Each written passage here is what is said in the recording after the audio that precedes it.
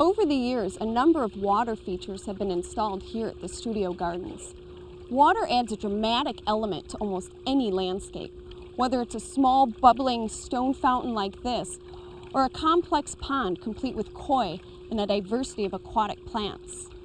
What draws us to water are the many sights and sounds it adds to the environment. The way the light plays off its surface and the gentle trickling of water against stone. Water gardens have been used for centuries. The most famous water garden in history are the Hanging Gardens of Babylon, built in 600 BC. Archaeological evidence suggests the Egyptians and Mesopotamians built water gardens as long ago as 3000 BC, and nearly every culture since has used water in the landscape in some way, from Roman fountains to Asian water gardens. Water gardens are widely used to create a space for relaxation and meditation. At the end of a busy day, there's nothing better than relaxing beside the soft trickle of a bubbling fountain. Meditation gardens borrow heavily from Japanese gardens. A Japanese garden in the traditional sense was designed to promote the contemplation and study of nature, and they nearly always included water, whether a large pond or a simple stone water basin.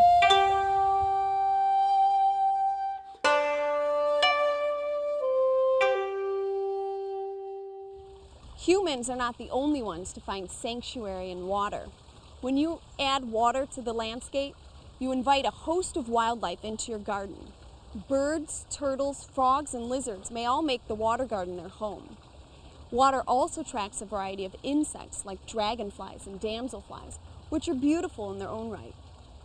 When you add water to the landscape, you also open the door to a whole new world of plant life.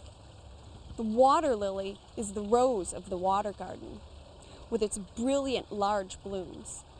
Papyrus, Japanese iris, and water hyacinth are also very popular. In addition to the aquatic plants themselves, you also have water-loving plants that thrive along the pond edge, like canna and cardinal flower. Water gardens can be formal or informal.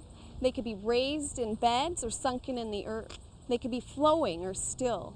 A simple pot with a single water-loving plant adds a touch of the life aquatic to a patio or small yard. Here at the gardens, we have a number of water features, but one that's been drawing considerable attention lately is a simple stone fountain. Our studio garden manager, Tami Krehbiel, is going to help me demonstrate how to install a fountain in your landscape. Hi Tami, thanks for joining me today. Hi Kim, thanks. Now I mentioned that this is a fairly easy fountain to install, but before we get started, there's a few things we have to consider. Can you tell us about that? Yeah, before you dig any hole in your landscape, always check for utility lines. So call Okie before you get started so you don't cut through your phone line or something. Also, if you're in an area where you don't have electricity, most of these pumps are electric, so you may need an electrician to come out and install an outlet that's a ground fault circuit interrupter. Okay. So if there's any water or a problem, it'll shut off. It's got like a little breaker inside of it. Mm-hmm. And there are also solar pumps, so that might be an option for someone if they want to do a little research and find one, and they have a solar collector, a panel, so that's an option.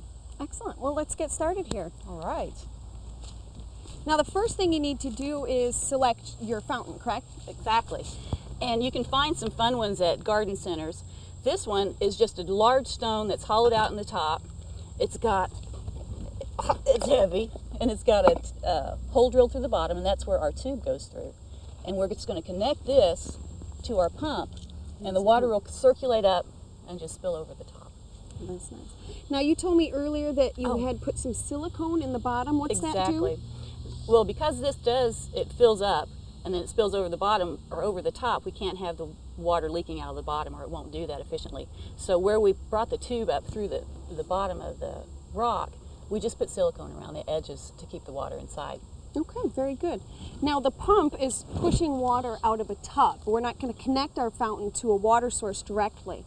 So you need to find a tub that's going to fit the size of your fountain. Rubber is an excellent choice for holding water. We've already dug our hole, so the first thing you're going to do is set your tub into the ground, and you want it slightly above the soil level so that a lot of extra soil and stuff doesn't fall in there. Okay, Tammy, what are we gonna need next? Well, we're going to use a grate. We can get this at a hardware store. We're going to cut it to size so it will sit on the top of our tub. And then, because we're going to put gravel on our water feature as part of the design, we put in a piece of metal screening, and wear your gloves because this stuff will really grab you and give you a nasty cut, as Kim found out earlier. Anyway, our tube from our water feature is going to go right through this hole, and the pump will sit underneath. So that's how the water is going to come up into our water feature. Okay, well, why don't we lay this over our tub here? Okay, very good. Oh, we forgot something important. We always want to put a brick or something in the bottom because gunk, sediment, and pieces of leaves and bugs and all kinds of things are going to get in here. So we always want to set our pump up on something so it's not sitting right on the bottom, because it's got a little bit of a screen to keep that out, but we really want to protect that as much as we can because we don't want it to get clogged up. Okay. Then we're going to put the top on. Excellent. Okay. Now here's where you might need two people to get the fountain together. We cut our tube already to length because we know this is going to reach the top of our little pump. And this rock is really heavy.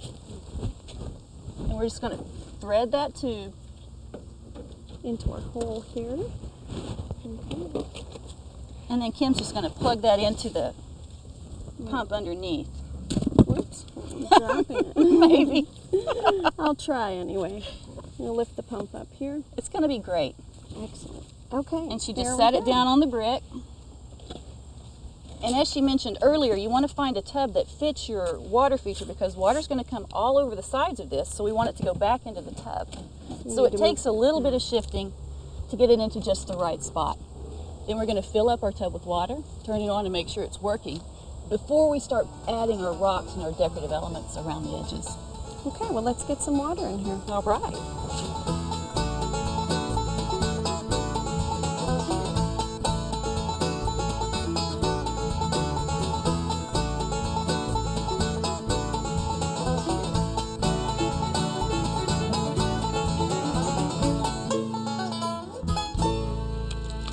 We've got our stones in place here. We use larger flagstone to cover the majority of the base, and we use smaller pebbles to fill in the gaps and to cover the remaining screen. Now all that's left is to cover our extension cord. We're just going to bury ours underneath some mulch.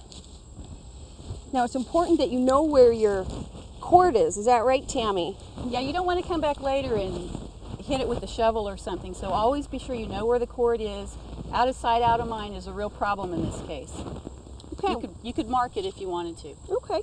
Well, now that we have our fountain established, what do we need to do to maintain this over the years? Probably about once a year, or if you hear that the fountain is not running well, because you can tell when it's sucking air or not running well, you want to come in, just take it apart and clean all that stuff that's fallen to the bottom out and hose off your little pump. Okay, and you also need to make sure that the water level stays near the top. Is that Always, correct? And that's very important in this. Well, it's raining right now, so it's not that important right now. But it's usually important because the evaporation, it might splatter out, so the water level will go down pretty quickly and it will burn that pump up if it's not sitting in water. So be sure and fill this up when you're watering around it. Okay, well great. Thank you very much for helping me today. You're welcome, it was fun, thanks.